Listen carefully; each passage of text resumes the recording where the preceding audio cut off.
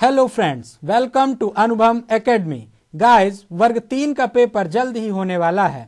उसको ध्यान में रखते हुए हमारी टीम आपको प्रीवियस ईयर पेपर के क्वेश्चन सॉल्व करा रही है और आज के 20 से 25 क्वेश्चन सॉल्व करेंगे विथ इजी एक्सप्लेनेशन।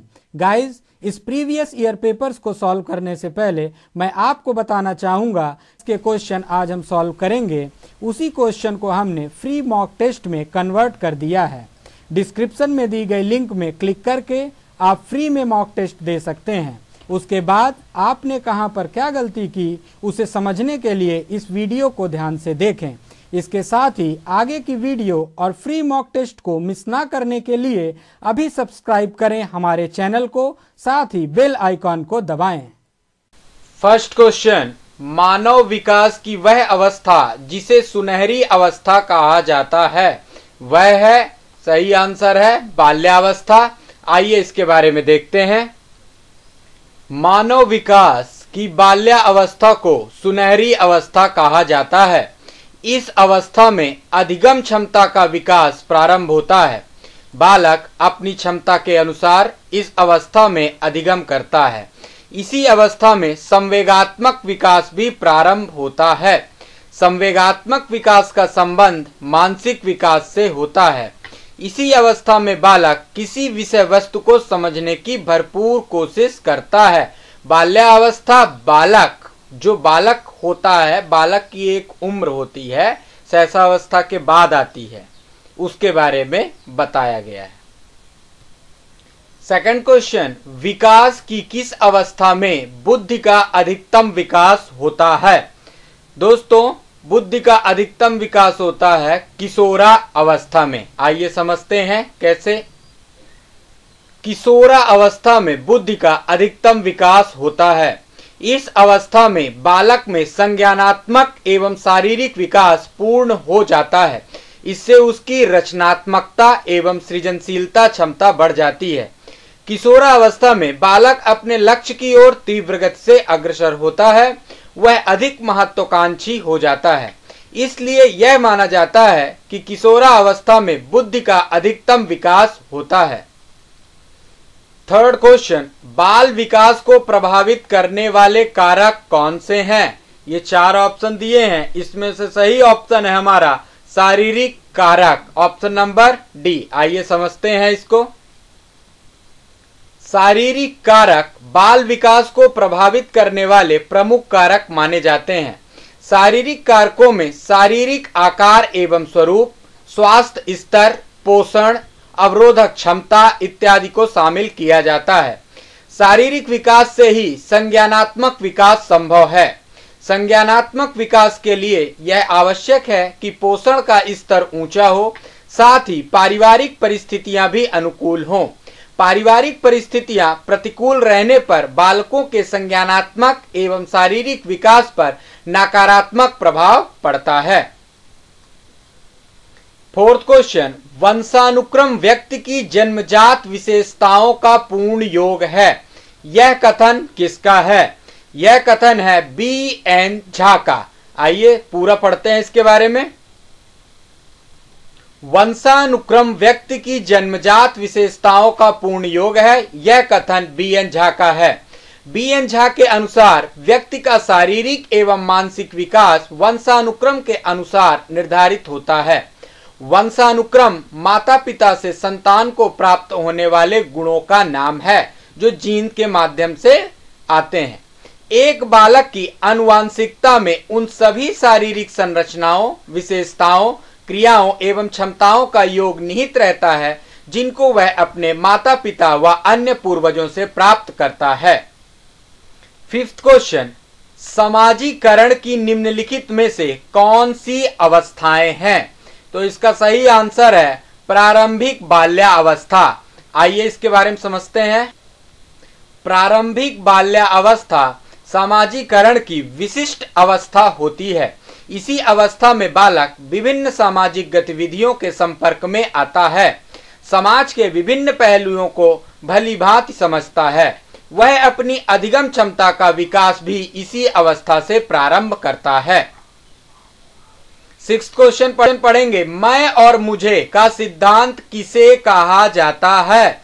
ये कहा जाता है मीड का सिद्धांत, ऑप्शन नंबर बी। आइए पढ़ते हैं। मैं और मुझे का सिद्धांत मीड का सिद्धांत कहलाता है।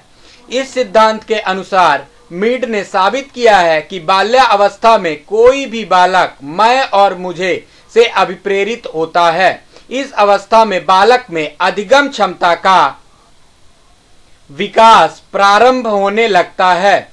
वह सिर्फ मैं और मुझे के प्रति ही अभिप्रेरित होता है। नेक्स्ट क्वेश्चन, निम्न में से कौन समाजीकरण को प्रभावित करने वाला कारक है? इसका सही आंसर है ऑप्शन नंबर सी, परिवार, जो कि समाजीकरण को प्रभावित करने वाला कारक है। आइए समझते हैं कैसे।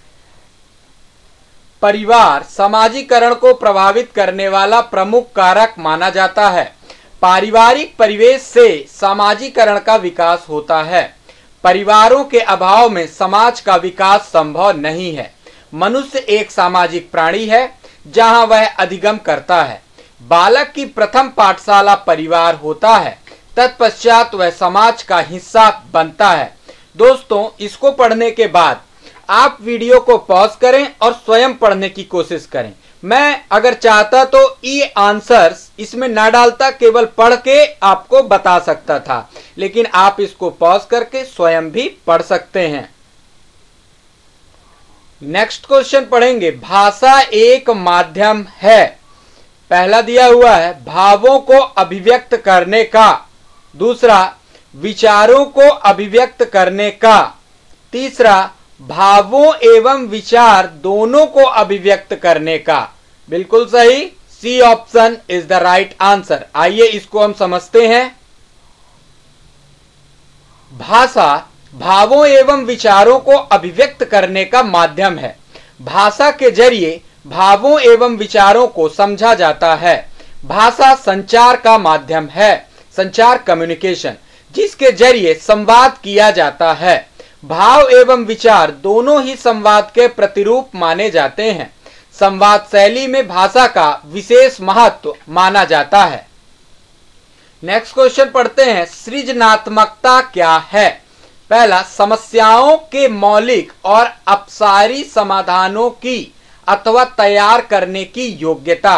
यही है हमारा right answer, option number A. फिर पढ़ेंगे, समस्याओं के मौलिक और अपसारी समाधानों की अथवा तैयार करने की योग्यता। आइए इसे और अच्छे से समझते हैं। समस्याओं के मौलिक और अपसारी समाधानों को सृजनात्मकता कहा जाता है।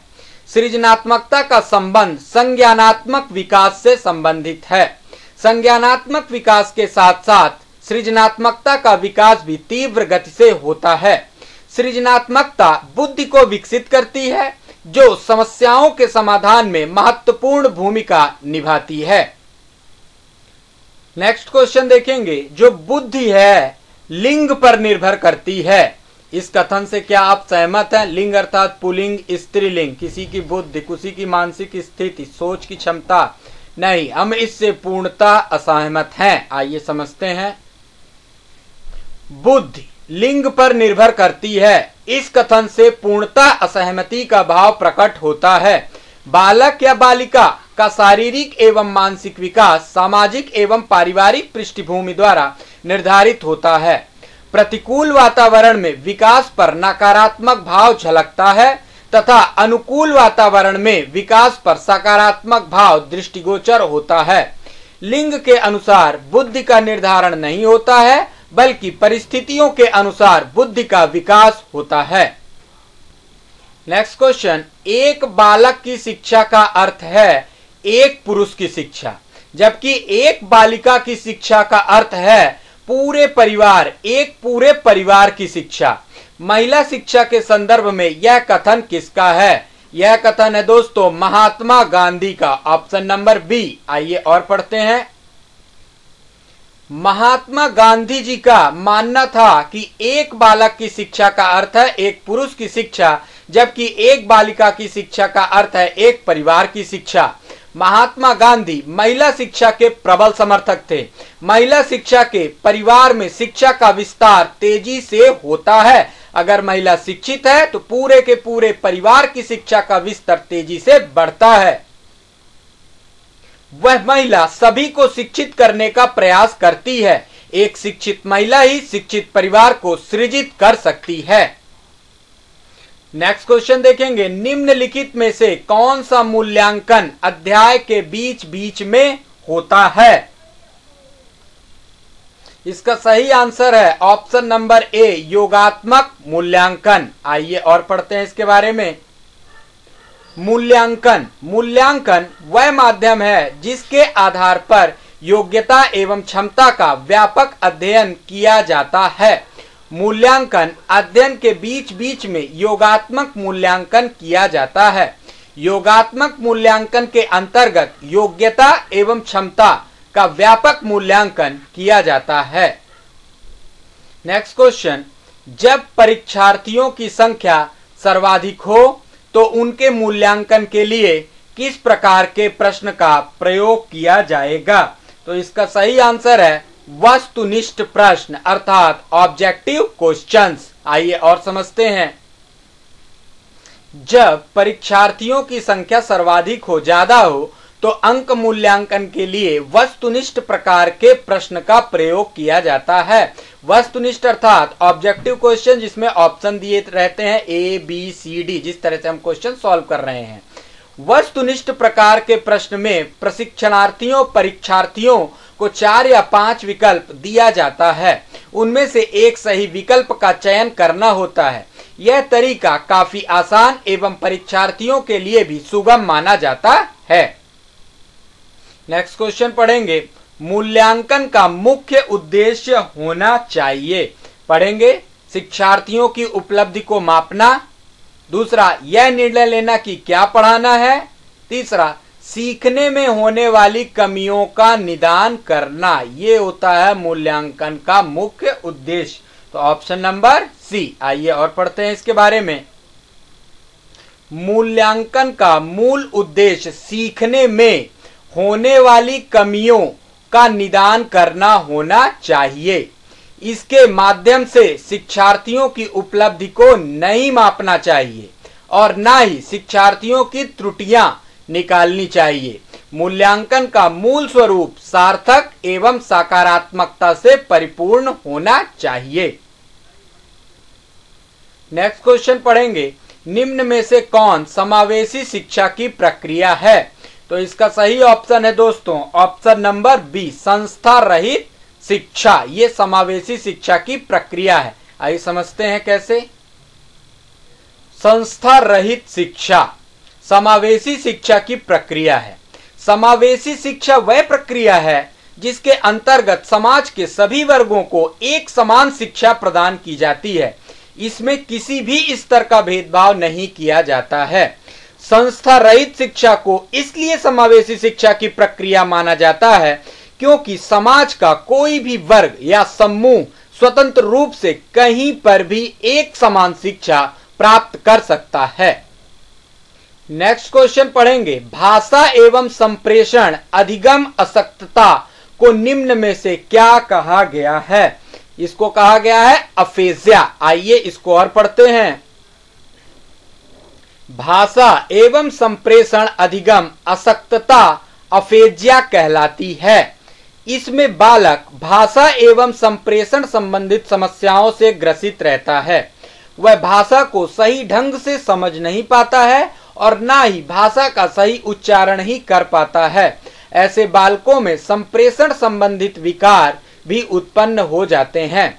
संप्रेषण की समस्या इसलिए उत्पन्न हो जाती है क्योंकि भाषा संबंधित समस्या बालकों में विद्यमान रहती है। नेक्स्ट क्वेश्चन पढ़ेंगे, निम्नलिखित में से कौन शारीरिक रूप से विकलांग बालकों की श्रेणी में नहीं आता है? पहला दृष्टि दोष युक्त छात्र, दूसरा श्रवण दोष युक्त छात्र और तीसरा मानसिक दोष युक्त छात्र। कौन शारीरिक रूप से विकलांग बालकों की श्रेणी में नहीं आता है? विकलांग बालकों की, तो ऑप्शन नंबर सी, मानसिक दोष युक्त छात्र विकलांग बालकों की श्रेणी में नहीं आते हैं। आइए और समझते हैं। मानसिक दोष युक्त छात्र शारीरिक रूप से विकलांग बालकों की श्रेणी में नहीं आते हैं, जबकि दृष्टि दोष युक्त छात्र आंखों से जिनको समस्या होती है, श्रवण दोष युक्त सुनने में जिन्हें समस्या होती है एवं वाणी बोलने में जिन्हें समस्या होती है, छात्र विकलांग बालकों की श्रेणी में आते हैं। दृष्टि दोष युक्त छात्र देखने में अक्षम होते हैं, श्रवण दोष युक्त छात्र सुनने में तथा वाणी दोष युक्त छात्र बोलने में अक्षम होते हैं। नेक्स्ट क्वेश्चन, हैलिंगवर्थ ने प्रतिभाशाली बालकों के पाठ्यक्रम में समृद्धि के लिए क्या कार्यक्रम बताए हैं? पहला, आधुनिक भाषाओं का अध्ययन, बिल्कुल सही। दूसरा, जीवन गाथाओं का अध्ययन, महापुरुषों के जीवन गाथाओं का अध्ययन। तीसरा, विशेष योग्यताओं में प्रशिक्षण। नेक्स्ट है उपरोक्त सभी, तो इसका सही आंसर होगा उपरोक्त सभी। आइए और पढ़ते हैं इसके बारे में। हैलिंगवर्थ ने प्रतिभाशाली बालकों के पाठ्यक्रम में समृद्धि के लिए आधुनिक भाषाओं का अध्ययन, जीवन गाथाओं का अध्ययन, विशेष योग्यताओं में प्रशिक्षण संबंधित विषय वस्तु को कार्यक्रम में शामिल करने की संस्तुति की है। प्रतिभाशाली बालकों के विकास के लिए यह आवश्यक है कि उपरोक्त पहलुओं को अनिवार्य रूप से लागू किया जाए। नेक्स्ट क्वेश्चन पढ़ेंगे। सृजनात्मक बालक के परीक्षण के लिए किन तरीकों को अपनाया जाता है? पहला, चित्र पूर्ति परीक्षण, सही है। वृत्त परीक्षण, सही है। टीन के डिब्बे का परीक्षण, सही है। इसका मतलब ऑप्शन नंबर डी, उपरोक्त सभी अपना राइट आंसर है। आइए और पढ़ते हैं इसके बारे में।